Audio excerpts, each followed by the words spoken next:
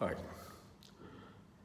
This year, 2020, in the month of March, India was to have hosted the 36th International Geologic Congress in New Delhi. And in connection with this conference, in 2017, in the month of May, 24 through 27, a workshop was held in Trivandrum on the theme of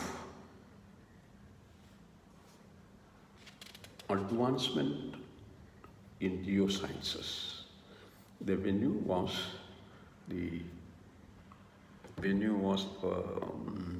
NCESS, Trivandrum.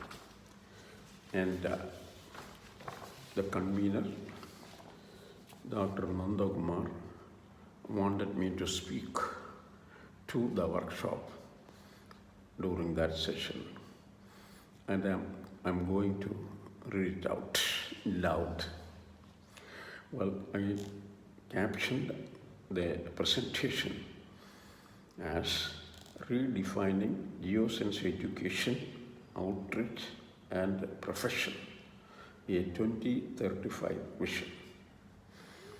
And this is how it went. In the coming decades, innovative and transformative geoscience education programs at all levels, school, college, and university, are essential to modernize the mindset of the Indian citizens through a community geoscience literacy program and to create a globally competent workforce to meet national and to some degree global manpower needs. Also, the striking feature of the Earth system is the manifestation of patterns in all scales and domains, such as river network, fault systems, tectonic plates, and convection currents, reflected as local processes and self-organization. My Geoscience Vision 2035 is a roadmap to enable a fair public understanding of key aspects of our system sciences and fostering training, recruitment, and retention of a diverse and skilled geosciences workforce for the future. Initiation and implementation of several cardinal steps alone will guarantee quality and efficiency in formal and non-formal geoscience teaching and learning, and will attract motivated students to pursue training through college and university systems to ensure continued supply of exceptionally skilled personnel. The entry-level minimum qualification at the level of assistant professor continues to be MSc degree with a good academic record and at least 55% marks.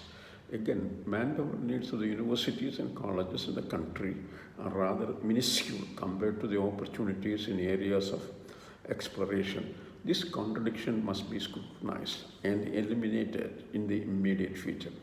In the country, the principal employers of geoscientists are the Geological Survey of India, Oil and Natural Gas Corporation, Central Groundwater Board, mining and geology departments of the states, and the private sector engaged in mining and oil and gas industries. Nonetheless, PhD is not an essential qualification at the entry level in any of these organizations. Instead, a MSc degree is. The baseline qualification of MSc degree at the entry level was fixed by the Geological Survey of India, probably in 1851, the foundation year. Yet, the Geological Survey of India is liberally supporting research leading to PhD degree by instituting a variety of financial aid packages. It is not the Geological Survey of India, Government of India, GOI, is liberally supporting research leading to PhD degree by instituting a variety of financial aid packages. It is high time that we examine or re-examine and address this anomaly Globally, the national geological surveys, oil companies, metal and non-metal mining companies are recruiting candidates only candidates with degree or PhD. Teaching, learning, research and training are in the realm of IITs, universities and colleges across the nation. Interestingly, there is no real synergy between the trainers and the employers. This gap or disconnect needs to be resolved, and a new paradigm should be put in place in the best interest of the future of the geosciences in the country and the future of the nation itself.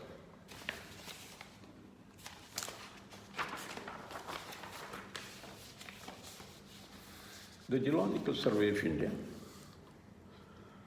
the National Professional Society of Earth Scientists, founded, again I went wrong, the Geological Society of India, the National Professional Society of Earth Scientists, founded in 1958, have not played any proactive role. I say, quote, not played any proactive role, end of the quote, in creating a geological literacy outside of the academics and professionals, nor have they been successful in influencing the public policy on the prioritization of geoscience resources of the nation or the states, or in respect of identifying and charting a vision for the immediate future in regard to geological education, research priorities, and resource options. The disconnect needs deep introspection to figure out the missed paths that led to exclusion of geosciences in the decision support mechanism of the governments, whether local, provincial or state. Technology Vision 2035 under the DST Government of India, published in 2015, and the deliberations is a case in point. Surprisingly, this document does not include any geological term in the glossary at the end of this little book memoir published by the DST for Technology Vision 2035. The extent and role of modern educational technology load in respect to school, college and university education is inescapable. In the age of Internet of Things, massive online open courses and is the modern vehicle of taking the courses of study outside of the classrooms and schedules to the computer screens of aspiring students, curiosity-driven students looking for quality education across the globe. At the current depth of penetration of web connectivity in the country, course content, lessons, some laboratory work, assignments, tests, etc. can be quickly accessed in the formal or non-formal learner's computer or mobile devices.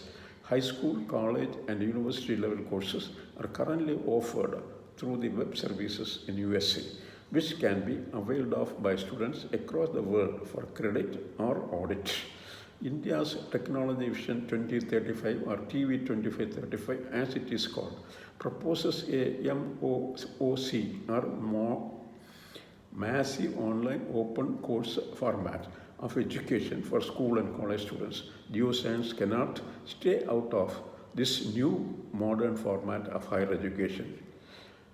Visits to outcrops, mines and selected geological/landscape settings within the country have all along been part of the college, university geoscience education and training to affirm the concepts and the models taught in the classrooms.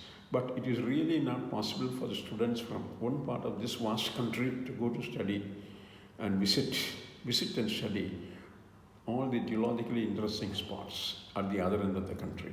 Hence, the new technology based on model virtual field trip, much smaller to virtual reality, much similar to virtual reality, can be created for each one of the field study spots in the country and can be made available to the students through the World Wide Web and very much like the InflipNet service. The geoscience motifs in their true field setting The virtual field trip shall enable the countrywide classroom 2.0. The virtual field trip will be an add-on to whatever show and tell field component currently administered to the student community. For example, web-based Earth Science Digital Museum in People's Republic of China is indeed a leap ahead in this direction. It is a brilliant design to spread the message, meaning, novelties, and quality of life support ingrained in the earth science knowledge, such as Earth's structure, materials, processes, resources, and above all, a source for lifelong learning, something that evaded our mind, in question mark.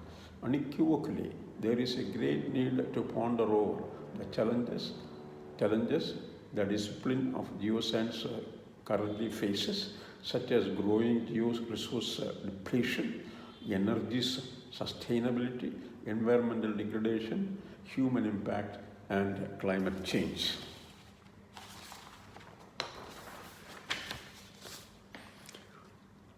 Lastly, the society need to sustain and promote geoscience education program based on an interdisciplinary basis. Capital investment in equipment is not enough, but must follow an open door policy to make it available to users outside of the laboratory complex. Also, communicate effectively and convincingly with the data and information with non-specialist policy makers and public to modify or expand public policy for the long-term common good of the society and by adapting to the increasing challenges of natural systems. These would call for a new cadre of researchers and educators to be in charge of the increasing public literacy in geology, geosciences.